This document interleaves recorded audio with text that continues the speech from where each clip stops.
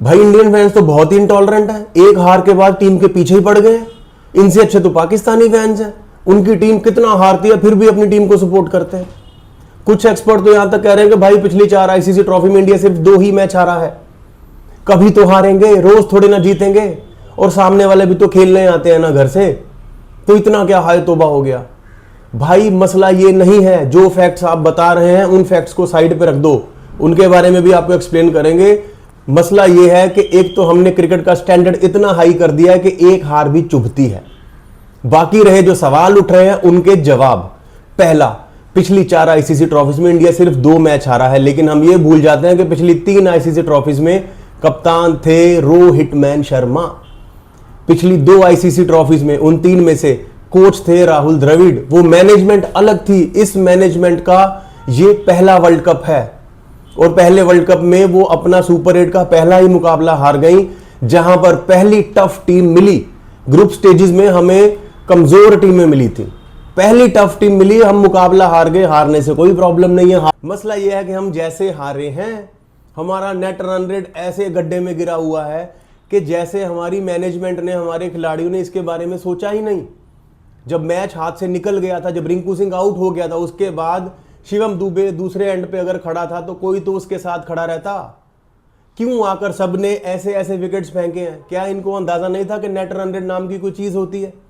या फिर ये मान के चल रहे थे कि वेस्ट इंडीज जिम्बाब्वे तो नहीं पहुंचेंगी आगे, वो तो कमजोर टीमें हैं, हम अगले 2 जीत लेंगे। हार पे सवाल नहीं उठ रहे, सवाल उठ रहे जिस तरीके से हारे हैं। अब अगले 2 मैच जीतकर भी भगवान भरोसे हैं कि आगे जाएंगे कि नहीं जाएंगे। दूसरा, जिस बात को लेकर ज्यादा सवाल खड़े किए जा रहे हैं, आपने अक्षर पटेल को ड्रॉप क्यों किया? कुछ वक्त पहले जब शुभमन गिल को ड्रॉप करने की बात हो रही थी तो सूर्य कुमार यादव प्रेस कॉन्फ्रेंस में ये कहते थे, हमारे कप्तान साहब, हमारे कोच साहब प्रेस कॉन्फ्रेंस में ये कहते थे कि शुभमन गिल टीम के वाइस कप्तान हैं, आप वाइस कप्तान को ड्रॉप नहीं कर सकते। अक्षर पटेल भी तो टीम के वाइस कप्तान हैं भाई साहब, कि अक्षर पटेल कुछ अलग वाइस कप्तान है, वो अलग वाइस कप्तान थे। इस वजह से इस पर सवाल उठ रहे हैं। जब आप ये कहते हैं कि साउथ अफ्रीका के पास 3 लेफ्टी हैं इसलिए हमने वॉशी को खिलाया, तो भाई आपने वॉशी के 4 ओवर पूरे क्यों नहीं कराए? अगर आप किसी को स्पेशल खिलाते हो तो उसके 4 ओवर पूरे कराओ ना। ऐसा तो नहीं है कि वॉशी 2 ओवर में 35 रन खा गया था, पहले में 11 खाए, दूसरे में 6 खाए। इसका मतलब यह है कि वो अच्छी बॉल डाल रहा था, फिर आपने उसके ओवर पूरे नहीं कराए। तो सवाल इसलिए पूछे जाते हैं कि जो आप सिलेक्शन कर रहे हो उसके पीछे आप जो रीजनिंग दे रहे हो, आप उन पे अमल क्या कर रहे हो? इस वजह से दिक्कत हो रही है। एक सवाल और ये पूछा जा रहा है, जिन लोगों को लग रहा है कि हम हार पे सवाल खड़े करें, एक सवाल हम ये खड़ा कर रहे हैं, क्या हार्दिक पांड्या नंबर 7 पर खेलने वाला बल्लेबाज है? क्या जब टीम को एक्सेलरेशन की जरूरत है, वॉशिंगटन सुंदर से बेटर हार्दिक पांड्या नहीं है? अगर हम ये सवाल नहीं पूछेंगे तो हम किस तरह के क्रिकेट फैन हुए? और ये जो आपने सिलेक्शन करी वॉशिंगटन सुंदर की, अक्षर पटेल के ऊपर, आप ये कहना चाह रहे थे कि उनके 3 लेफ्ट हैंडर्स के सामने हमारा अक्षर कमजोर है, लेकिन हमारे जो 6 लेफ्ट हैंडर खेलते हैं टॉप ऑर्डर में, उनके सामने केशव महाराज अच्छा बॉलर है, वो अक्षर से बेटर है, या हमारे 6 लेफ्टी उनके 3 लेफ्टी से कमजोर है? कुछ तो दिक्कत है, दोनों में से कोई एक बात तो सच होगी।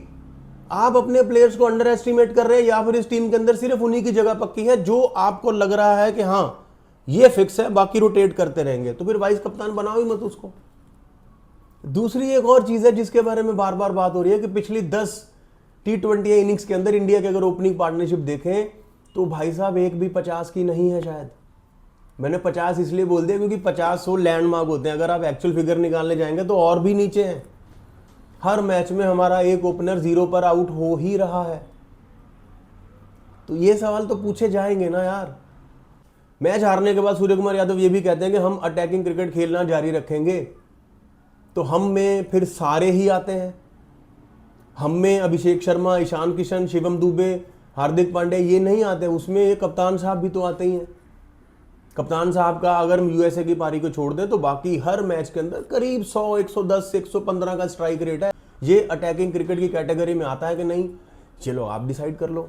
तो ऐसे छोटे छोटे बहुत सारे सवाल हैं जिनकी वजह से क्रिकेट फैंस जो हैं वो बातें कर रहे हैं, जिनकी वजह से ये चर्चा हो रही है कि घर में हारे हैं, बड़ा हारे हैं, बुरा हारे हैं।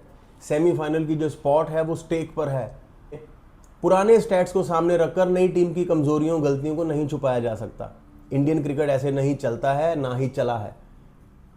वक्त वक्त पर क्रिटिसिज्म मिलता रहा है, उसी ने हमारे क्रिकेट को इवॉल्व किया है। तो इसलिए सवाल तो पूछे जाते रहेंगे, पर एक बड़ा सवाल जिसका जवाब वक्त देगा कि क्या हम सेमीफाइनल में पहुंचेंगे।